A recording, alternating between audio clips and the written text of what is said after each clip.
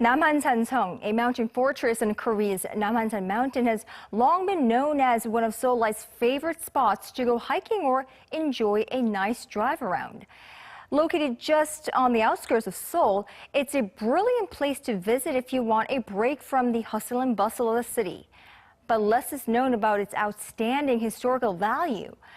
Our Oue Lee Minyoung takes us to the past and present of Korea's Namhansanseong fortress, a UNESCO World Heritage.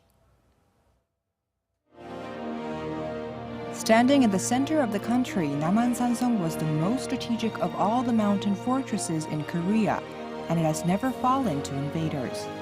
The fortress was built in the 7th century to protect the southern part of the peninsula below the Hangang River, and it was blessed with natural defensive barriers. Namhansanseong's history goes back hundreds of years to 672 during the Shilla dynasty. Every corner of this fortress city preserves the traces of the hard-fought battles of our ancestors.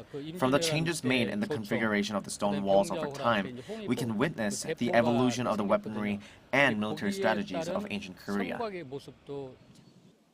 During the Joseon dynasty, the fortress was designated as an emergency capital, offering a refuge in times of war.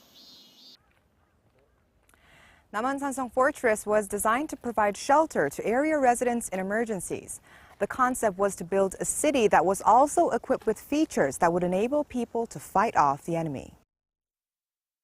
Unlike other fortresses which are built on flat land and arranged in a linear form like the Great Wall of China, Namhansanseong was built using the features of the land and scientific construction techniques. The fortress sits nearly 500 meters above sea level, an effective deterrent. The fortress walls, which are arranged in a circular shape, are 7.5 meters high and 12 kilometers in length, another defensive feature in its favor. Its strategic location doesn't mean the fortress wasn't subject to attack. But with each invasion attempt, Namhansanseong was made stronger through advanced fortress configuration techniques. Low structures called yeojang were installed on top of the main wall. They had square windows enabling soldiers to both hide and shoot arrows and later firearms. In another innovation, 16 hidden gates called ammun were built to allow for the clandestine movement of troops and supplies.